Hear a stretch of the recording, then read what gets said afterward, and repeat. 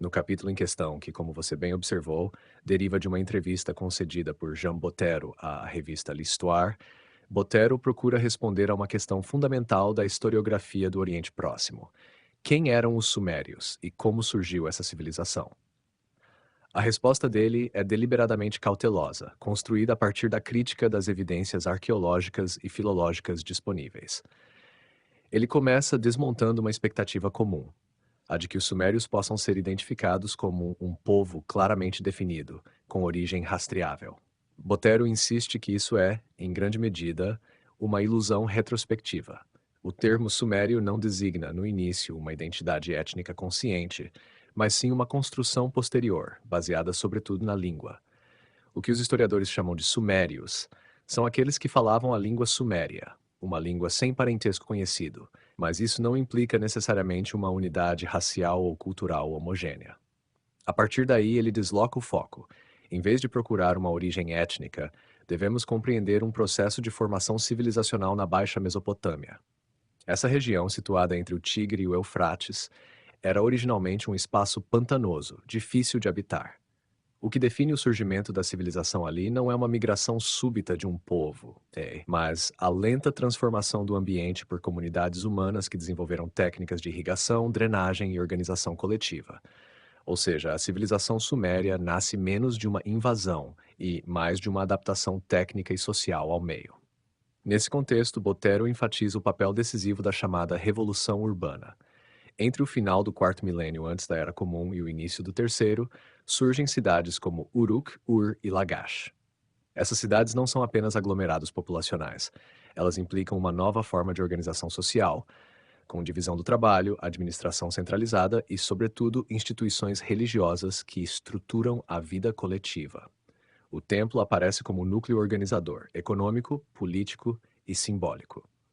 Outro ponto central do capítulo é a invenção da escrita, que Botero trata como um marco decisivo. A escrita cuneiforme não nasce como literatura ou expressão simbólica elevada, mas como instrumento administrativo, registros de bens, contabilidade, controle de excedentes. No entanto, a partir desse uso pragmático, abre-se a possibilidade de uma elaboração intelectual muito mais ampla. Para Botero, é nesse momento que a humanidade entra propriamente na história, pois passa a deixar registros conscientes de si mesma. Ele também discute a relação entre os sumérios e outros grupos da região, especialmente os acadianos. Em vez de uma substituição abrupta, há uma interação contínua, com influências mútuas. A cultura que chamamos de mesopotâmica é, portanto, um produto híbrido, no qual o elemento sumério é fundamental, mas não exclusivo. Um aspecto particularmente característico da abordagem de Botero é a recusa de explicações simplistas ou míticas.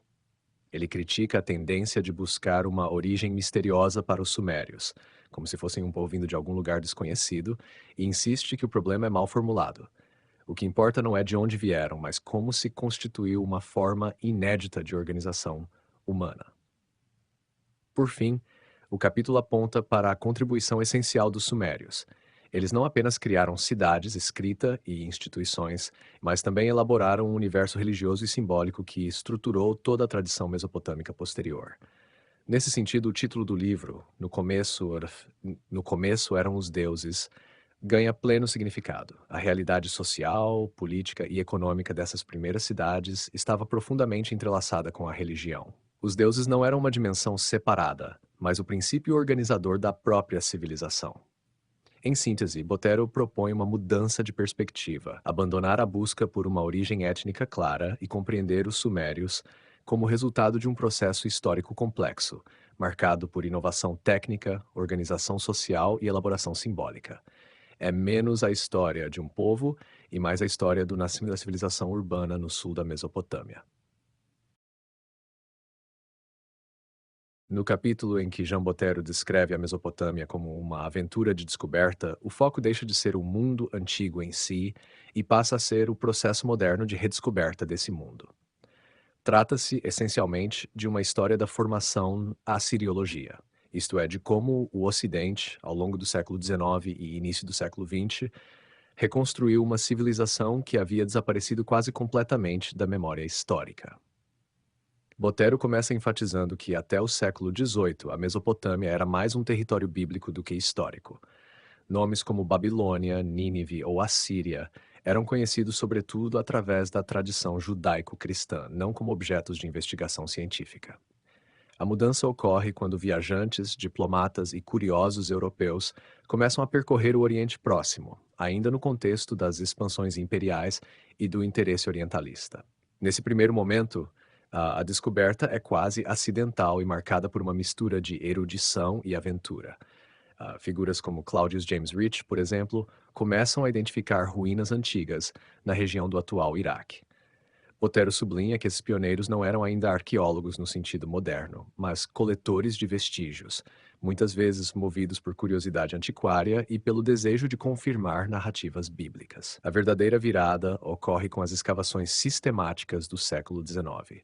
Botero destaca o papel de personagens como Paul-Émile Botta e Austin Henry Layard, que escavam sítios como Khorsabad e Nínive.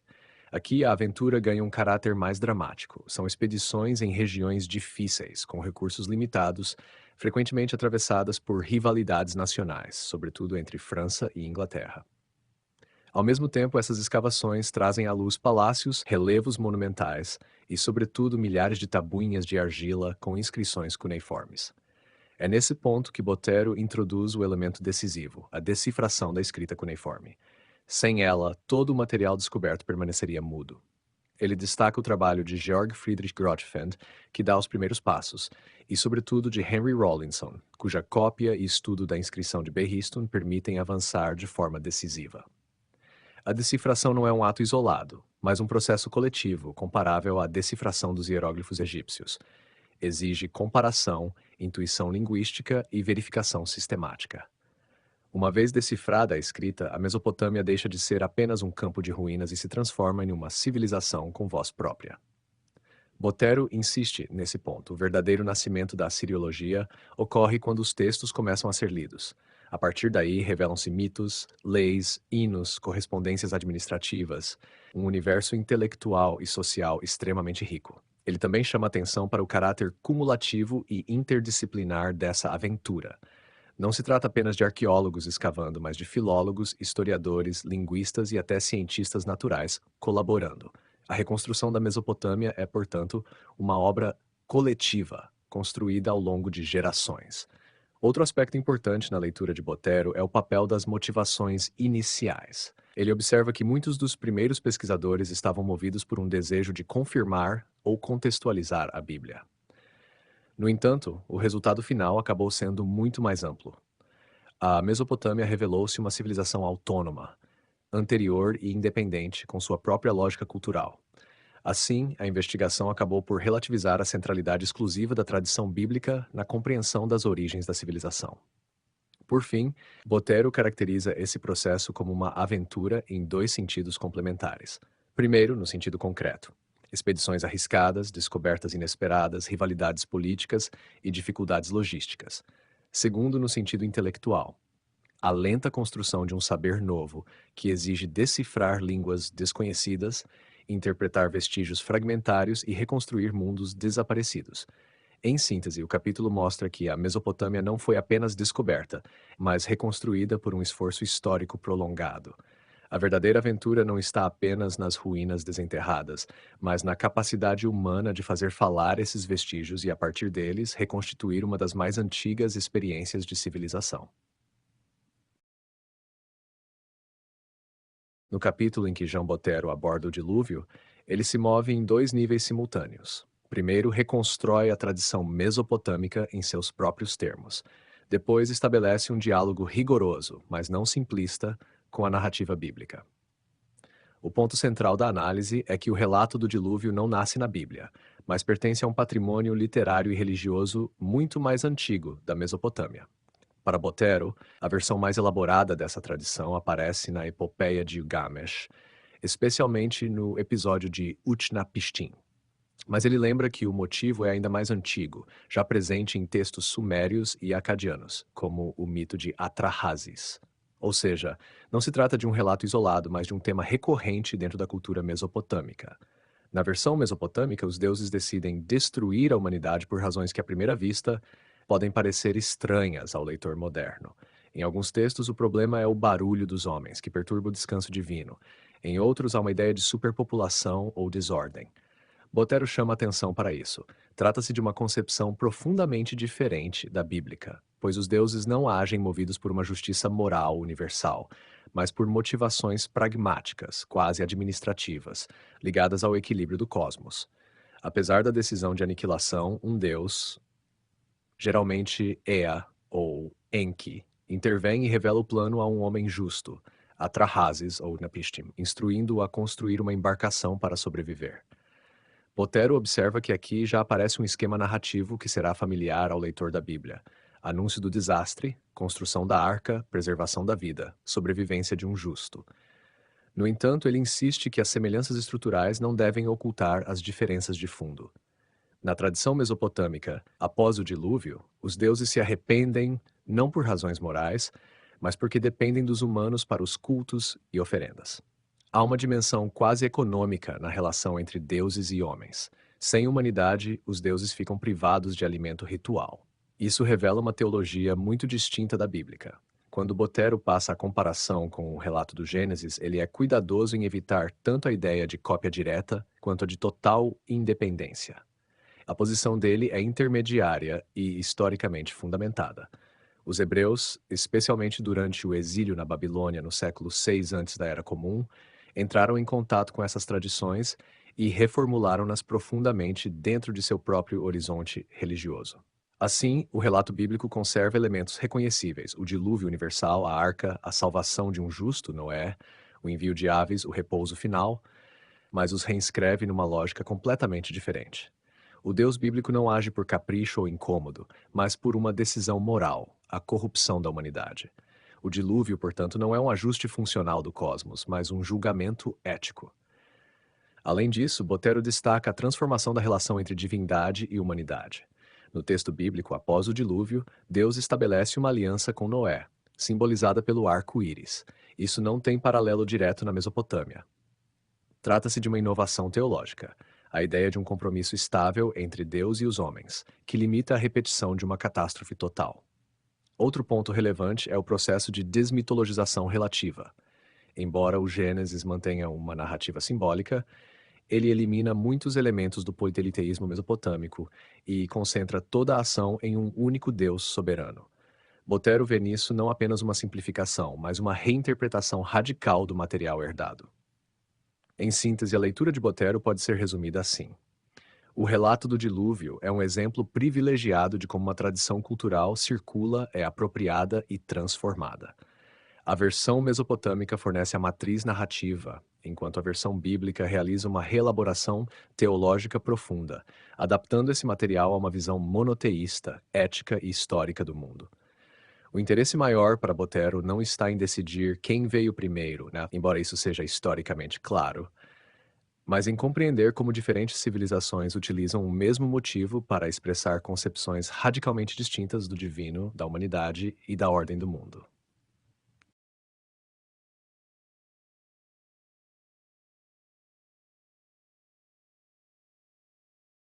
No capítulo que costuma ser traduzido como a primeira arca de Noé, Jean Botero retoma o tema do dilúvio, mas agora com um objetivo mais preciso: mostrar que o motivo da arca na tradição bíblica, e sim na literatura mesopotâmica, onde aparece de forma mais antiga e, em certos aspectos, mais tecnicamente detalhada. O ponto de partida de Botero é a constatação de que, muito antes do relato do Gênesis, já existiam textos cuneiformes que descrevem um sobrevivente do dilúvio construindo uma embarcação para preservar a vida. Ele trabalha sobretudo com duas tradições principais: o mito de Atrahasis e o episódio de Utnapishtim na epopeia de Gilgamesh. É aí que aparece pela primeira vez aquilo que ele chama, de forma provocativa, de primeira arca. O que interessa a Botero não é apenas a prioridade cronológica, mas a natureza concreta dessas descrições. Nos textos mesopotâmicos, a construção da embarcação é apresentada com um grau surpreendente de detalhe técnico: dimensões, materiais, vedação com betume, organização interna. Em algumas versões, a embarcação não é sequer semelhante ao barco alongado que imaginamos, mas uma estrutura quase cúbica ou circular, mais próxima de uma barcaça fechada. Isso sugere, segundo Botero, que estamos diante de uma tradição que conserva memórias técnicas reais de navegação fluvial e construção naval na Mesopotâmia. Esse aspecto é central. Para Botero, o relato mesopotâmico mantém um vínculo mais direto com a experiência prática do ambiente. A Baixa Mesopotâmia era uma região sujeita a cheias imprevisíveis dos rios Tigre e Eufrates. O dilúvio mítico pode, portanto, ser entendido como uma amplificação simbólica de fenômenos naturais recorrentes, reinterpretados dentro de uma cosmologia religiosa. Quando ele passa a comparação com o relato bíblico, Botero mostra que o Gênesis preserva a estrutura essencial, o aviso divino, a construção da arca, a salvação de um justo, a preservação das espécies, mas modifica significativamente o tratamento do episódio. A Arca de Noé é descrita de maneira mais sóbria e menos tecnicamente elaborada.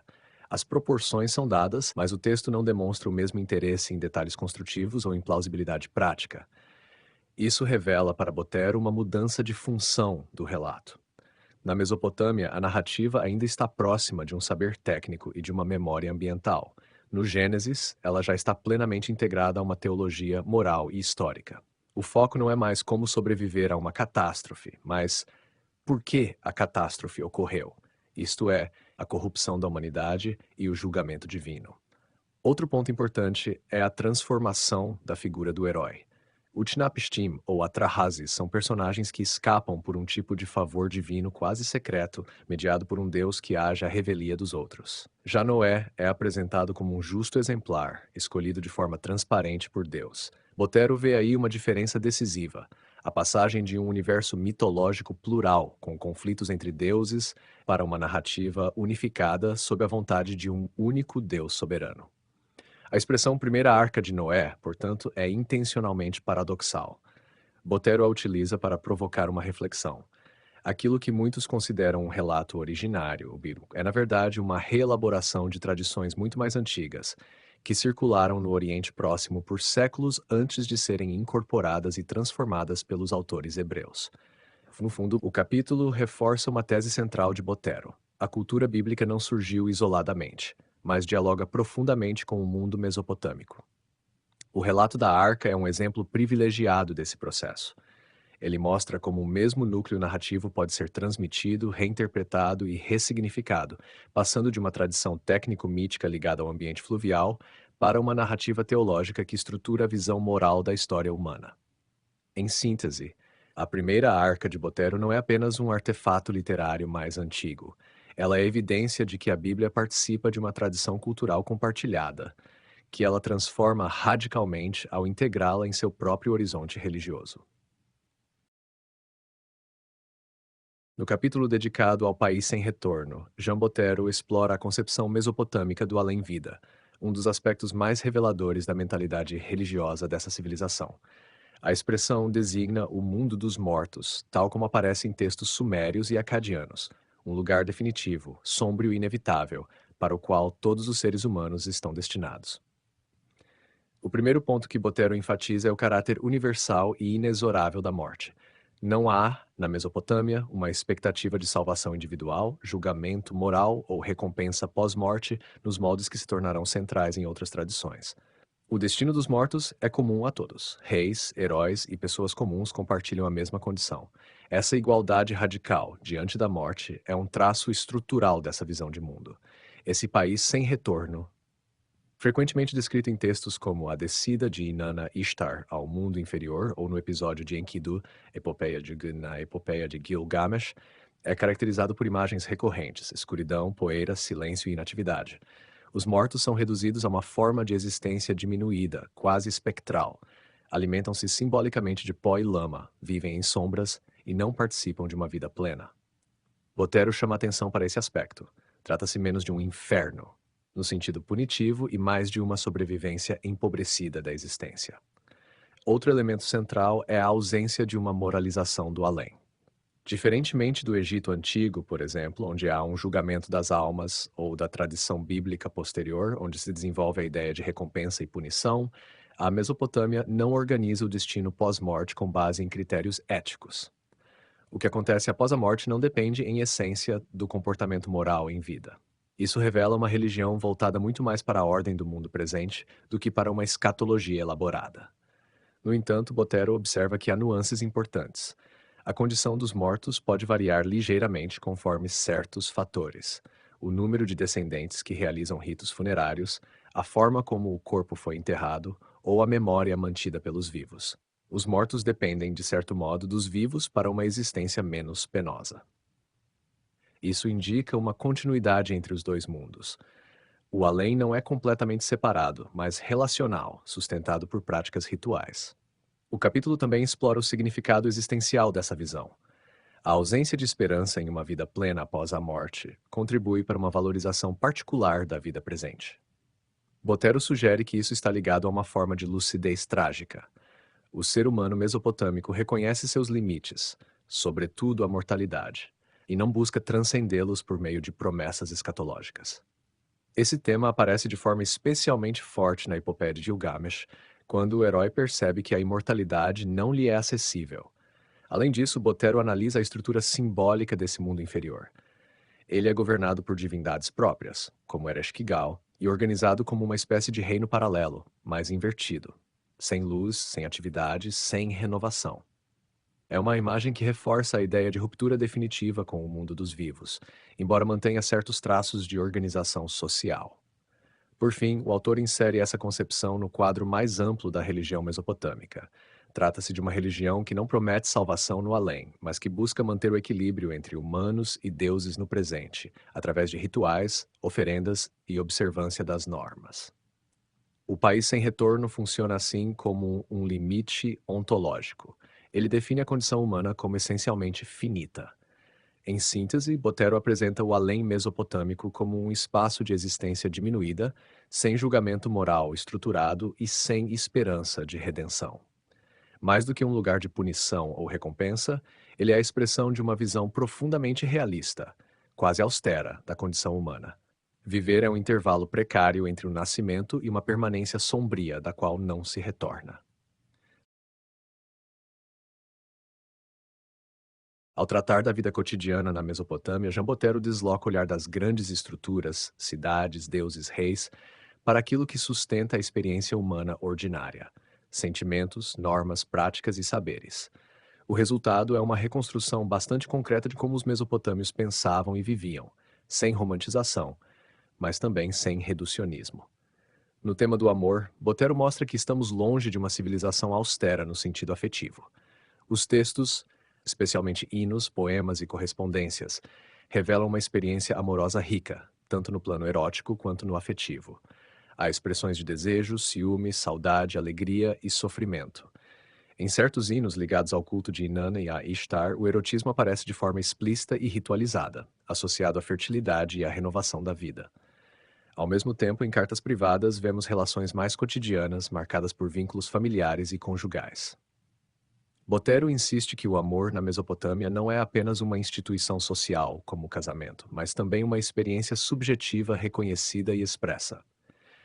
Quando ele passa a moral e a sabedoria, o quadro se torna mais complexo. Não existe um sistema ético sistemático como nas filosofias gregas posteriores, mas há uma vasta literatura sapiencial, provérbios, máximas, conselhos, diálogos.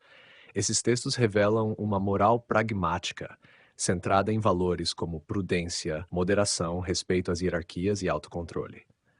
A sabedoria não é especulativa, mas prática. Trata-se de saber viver em um mundo instável, evitando excessos e reconhecendo os limites humanos. Botero observa que essa literatura muitas vezes expressa uma forma de lucidez desencantada, próxima do que chamaríamos de realismo.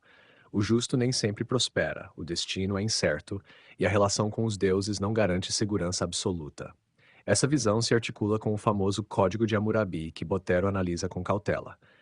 Ele rejeita a ideia de que se trata de um código no sentido moderno, isto é, um sistema jurídico completo e aplicável universalmente. Para ele, o texto é antes uma compilação de decisões exemplares, destinada a afirmar a autoridade do rei e a imagem de uma justiça ordenadora. Ainda assim, ele revela princípios importantes: a lei do talião, óleo por óleo, a diferenciação social, penas distintas para nobres, homens comuns e escravos, e a centralidade da reparação, A justiça, nesse contexto, não é igualitária, mas estratificada e funcional, refletindo a estrutura da sociedade. Um dos pontos mais interessantes da análise de Botero é a forma como ele integra magia e medicina. Para o olhar moderno, essas esferas parecem opostas. Para os mesopotâmios, eram complementares. A doença podia ser entendida tanto como um fenômeno físico quanto como resultado de forças sobrenaturais, ação de deuses, demônios ou feitiços. Assim, havia dois tipos principais de especialistas: o exorcista, Ashipu, que atuava por meio de rituais, encantamentos e diagnósticos simbólicos, e o médico, Assu, que empregava remédios, plantas e intervenções práticas.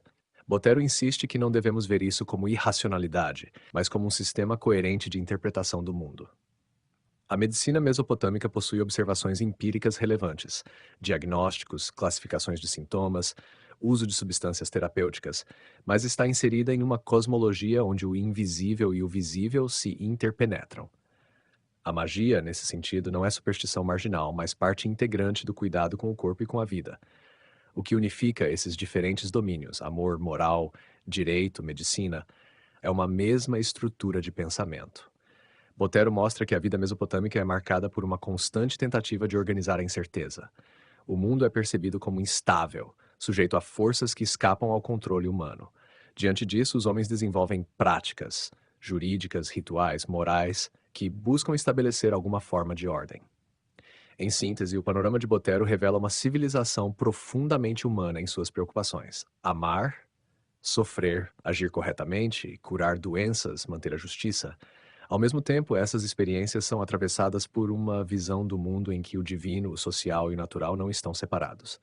A vida cotidiana, longe de ser banal, torna-se o lugar onde se manifesta de forma mais concreta a tentativa de dar sentido a uma existência precária e limitada.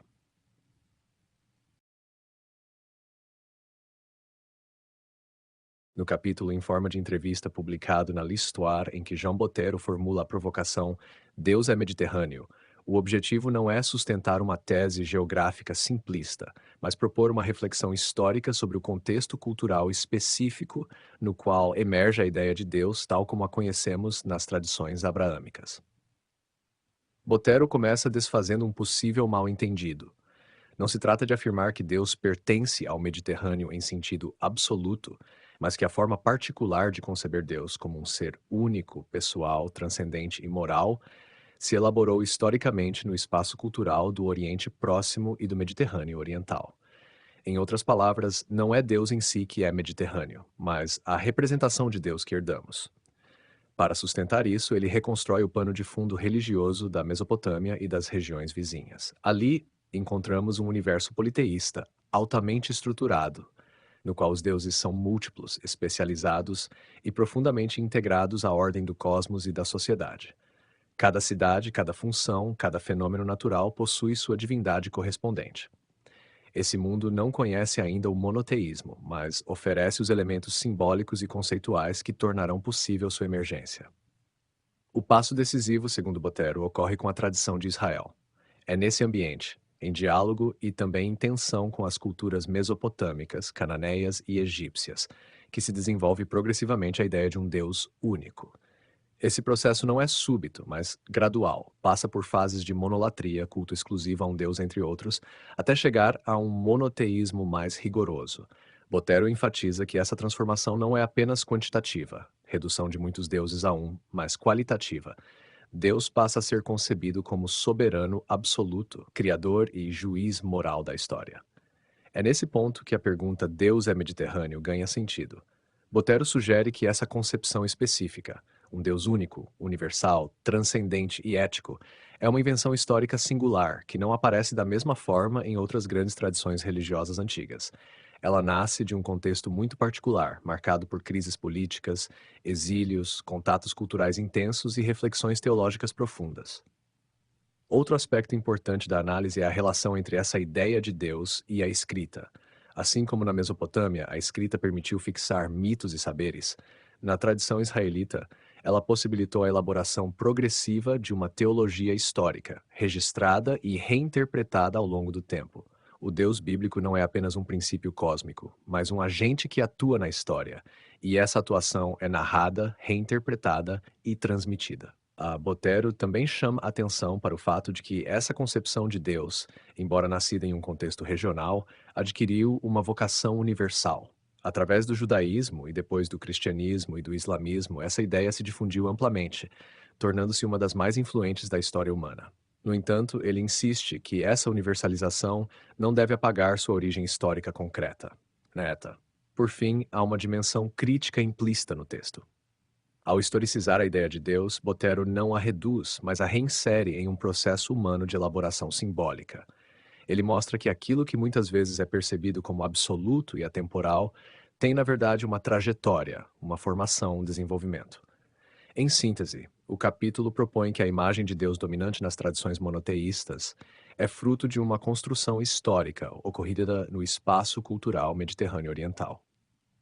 A provocação do título serve justamente para lembrar que até mesmo as ideias mais universais têm raízes específicas e que compreendê-las exige situá-las no tempo, no espaço e nas culturas que as produziram. No capítulo intitulado De Abraão a Moisés, o Nascimento de Deus, publicado na L'Histoire Jean Bottero, formula uma tese deliberadamente provocativa. O Deus bíblico, tal como o conhecemos, não aparece pronto desde o início, mas é o resultado de um processo histórico de elaboração. O nascimento de Deus não deve ser entendido em sentido teológico, como se Deus passasse a existir, mas em sentido histórico-cultural. É a formação progressiva de uma certa imagem de Deus no interior da tradição de Israel. Botero organiza essa reflexão em torno de duas figuras paradigmáticas, Abraão e Moisés. Elas não são tratadas apenas como personagens, mas como marcos simbólicos de duas etapas distintas na construção dessa ideia de Deus. No horizonte de Abraão, segundo Botero, estamos ainda muito próximos do ambiente religioso do antigo Oriente Próximo. O Deus com quem Abraão se relaciona não é ainda o Deus universal e plenamente transcendente das formulações posteriores. Trata-se de uma divindade pessoal, ligada a um grupo, a uma linhagem, a um destino específico. Há aqui uma forma de enoteísmo ou monolatria inicial. Um Deus é escolhido e cultuado como principal sem que a existência de outros seja necessariamente negada de modo explícito. Essa etapa é importante porque introduz uma relação nova, um vínculo direto entre um Deus e um grupo humano particular, mediado por promessas, terra, descendência, proteção. Botero vê nisso um deslocamento significativo em relação às religiões mesopotâmicas, nas quais os deuses estão mais ligados a cidades e funções cósmicas do que a uma história pessoal e contínua. Com Moisés, porém, ocorre uma transformação decisiva. É nesse momento que a figura divina começa a adquirir os traços que se tornarão centrais na tradição bíblica. Um Deus que não apenas protege um povo, mas legisla, exige e julga. A revelação da lei marca uma mudança qualitativa. A relação com Deus passa a ser estruturada por uma dimensão normativa e ética mais explícita. Botero interpreta esse movimento como um passo em direção à unificação e à abstração da divindade. O Deus de Moisés já não é apenas o Deus de um clã ou patriarca, mas o Deus de um povo em formação, que se define também por sua relação com uma lei e com uma história comum. Aqui começa a emergir a ideia de um Deus que transcende situações locais e assume uma autoridade mais ampla. No entanto, Botero insiste que, mesmo nesse estágio, ainda não temos o monoteísmo plenamente desenvolvido. A negação explícita de outros deuses e a afirmação de um Deus único e universal são conquistas posteriores, ligadas especialmente ao período do exílio na Babilônia, no século VI, antes da Era Comum. O que vemos entre Abraão e Moisés é, portanto, um processo em curso, não um ponto de chegada. Um aspecto fundamental da análise é o papel da memória e da escrita. Botero destaca que essas tradições não foram fixadas imediatamente, mas transmitidas, reinterpretadas e redigidas ao longo de séculos.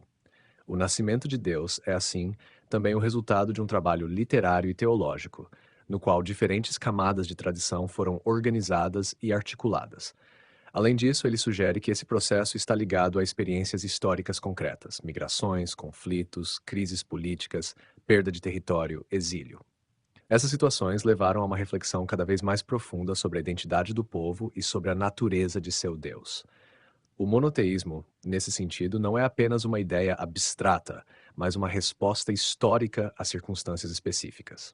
Em síntese, Botero propõe que a passagem de Abraão a Moisés representa a transição de uma relação pessoal e ainda parcialmente inserida no horizonte politeísta para uma concepção mais estruturada, normativa e tendencialmente universal de Deus. O nascimento de Deus é, portanto, a história da construção de uma ideia, uma das mais influentes da humanidade, que emerge gradualmente no interior de uma tradição particular, antes de adquirir alcance universal.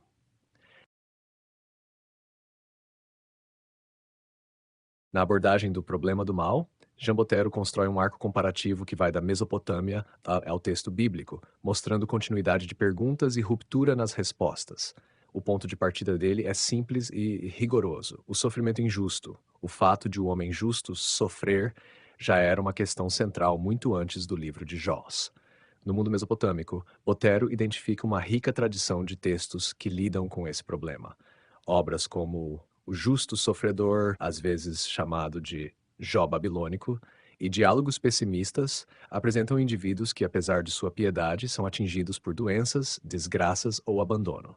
A estrutura é familiar. Um homem fiel aos deuses sofre sem compreender a causa. Contudo, a forma de interpretar esse sofrimento é bastante distinta. Na Mesopotâmia não há uma teodiceia sistemática, isto é, não há uma tentativa de justificar racionalmente a justiça divina. O sofrimento é explicado, em geral, por duas vias: ou o homem cometeu alguma falta, mesmo que desconhecida, ou os deuses são imprevisíveis e opacos em seus desígnios. Botero insiste nesse ponto. A relação com o divino é marcada por incerteza. O homem não dispõe de critérios seguros para entender por que sofre. Essa incerteza gera uma atitude religiosa específica. Em vez de questionar os deuses em termos morais, o indivíduo tende a intensificar práticas de submissão, orações, lamentos, rituais, buscando restaurar o favor divino. O problema do mal, portanto, não é resolvido, mas administrado religiosamente dentro de um universo em que os deuses não são moralmente transparentes. É nesse pano de fundo que Botero insere o livro de Jó. Ele vê nesse texto não uma criação isolada, mas uma reelaboração profundamente original de um problema herdado. A estrutura inicial de Jó, um justo que sofre sem causa aparente, ecoa claramente a tradição mesopotâmica. No entanto, o desenvolvimento do texto bíblico introduz uma mudança decisiva. A primeira grande transformação está na figura de Deus. Diferentemente dos deuses mesopotâmicos, cuja vontade pode parecer arbitrária, o Deus de Jó é, por princípio, justo e soberano. Isso cria uma tensão muito mais aguda. Se Deus é justo, como explicar o sofrimento do inocente? O problema do mal torna-se aqui um problema teológico radical. A segunda transformação está na atitude do personagem. Jó não se limita a lamentar. Ele questiona, argumenta, contesta. Botero destaca que isso representa uma inovação notável. O homem entra em diálogo crítico com Deus, exigindo explicação. Esse tipo de confronto é praticamente ausente na literatura mesopotâmica, onde a distância entre deuses e homens é maior e menos questionada. No entanto, Botero observa que o livro de Jó não oferece uma solução racional clara. Quando Deus finalmente responde, não explica o motivo do sofrimento, mas afirma sua soberania através da grandiosidade da criação. Isso indica que, mesmo no contexto bíblico, o problema do mal permanece, em certo sentido, irresolvido.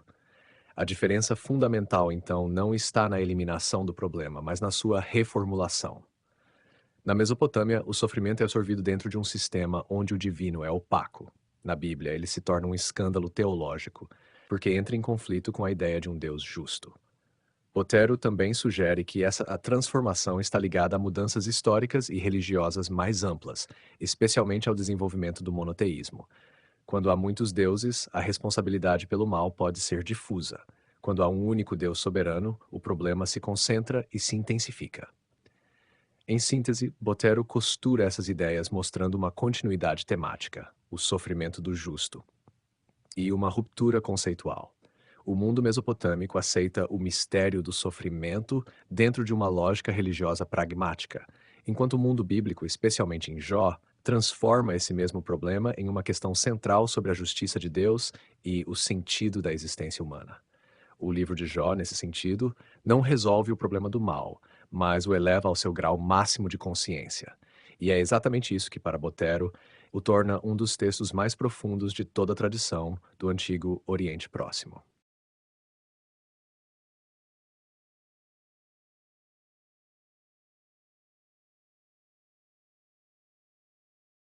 No capítulo final, em que Jean Bottero trata da relação entre Deus e o crime, ele desenvolve uma das distinções mais importantes de todo o livro: a diferença entre erro, falha, no universo mesopotâmico, e pecado na tradição bíblica. Essa distinção não é apenas terminológica, ela revela duas maneiras profundamente diferentes de conceber o homem, o divino e a responsabilidade moral. Botero começa pelo mundo mesopotâmico. Ali, aquilo que poderíamos traduzir como culpa ou crime não corresponde, em primeiro lugar, a uma transgressão moral consciente de uma lei universal. O vocabulário cuneiforme aponta antes para ideias como desvio, erro, falha, desordem. O homem pode ter ofendido um Deus, mas muitas vezes sem saber exatamente como ou por quê. Há uma espécie de opacidade estrutural. O indivíduo sofre e, diante disso, supõe que errou, mas não consegue identificar claramente a natureza de sua falta. Isso tem consequências decisivas. A relação entre homem e divino não é mediada por uma ética interiorizada, mas por uma lógica de equilíbrio e desequilíbrio. O erro rompe a ordem e provoca uma reação: doença, desgraça, infortúnio. O objetivo, então, não é tanto reconhecer uma culpa moral, mas restaurar a ordem perturbada. Daí a centralidade dos rituais, preces, lamentações, exorcismos, oferendas. O problema não é sou culpado, mas como voltar ao favor dos deuses. Botero insiste que isso não significa ausência de normas ou de justiça. Há leis, como no Código de Hammurabi, e há expectativas sociais de conduta. Mas o plano jurídico e o plano religioso não se fundem completamente em uma moral universal. O erro diante dos deuses permanece, em grande medida, indefinido e imprevisível. Quando ele passa ao mundo bíblico, a mudança é radical. Surge o conceito de pecado como uma categoria mais precisa e carregada de sentido ético. O pecado não é apenas um erro funcional ou um desequilíbrio, mas uma transgressão consciente da vontade de Deus. Há uma interiorização da culpa. O homem não apenas sofre as consequências, mas reconhece sua responsabilidade diante de uma norma divina. Essa transformação está ligada à própria natureza de Deus. No monoteísmo bíblico, Deus é único, soberano e justo. Isso implica que a ordem do mundo não é arbitrária, mas moralmente estruturada. Assim, a relação entre Deus e o homem passa a ser mediada por uma lei ética, que define claramente o que é permitido e o que é proibido. Botero vê aqui um deslocamento fundamental, do erro como desordem para o pecado como culpa. No mundo mesopotâmico, o homem pode dizer: sofro, logo devo ter errado, ainda que não saiba como. No mundo bíblico, ele pode dizer: errei, sei em que errei, e por isso sou culpado diante de Deus. Outro aspecto importante é a possibilidade de confissão e arrependimento. Na tradição bíblica, o reconhecimento do pecado torna-se um elemento central da vida religiosa. Isso não elimina o sofrimento, mas o insere em uma lógica de responsabilidade moral e reconciliação. Já na Mesopotâmia, embora existam lamentos e súplicas, eles não implicam a mesma clareza de consciência moral. Botero também chama atenção para o fato de que essa transformação intensifica o problema do mal. Se Deus é justo e o pecado é definido, então o sofrimento pode ser interpretado como punição. Mas isso levanta novas dificuldades, especialmente quando o justo sofre, como no caso do livro de Jó. Ou seja, a clareza moral não resolve todos os problemas. Ela os torna, em certo sentido, mais agudos. Em síntese, Botero propõe que a passagem do mundo mesopotâmico ao bíblico representa uma mudança de paradigma.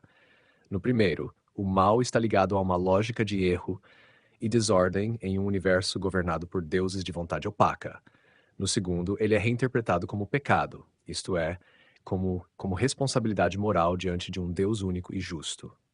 Essa transição é para Botero uma das mais profundas da história das ideias religiosas, pois redefine não apenas a relação com o divino, mas a própria compreensão do ser humano como agente moral.